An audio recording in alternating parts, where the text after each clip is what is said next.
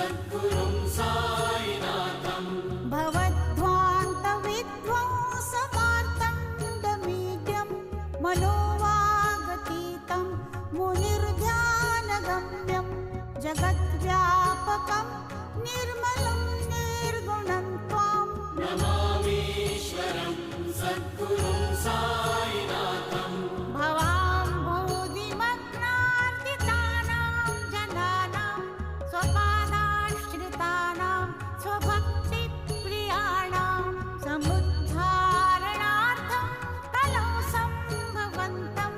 नमामीश्वरं सद्गुरुं साईनाथं सदा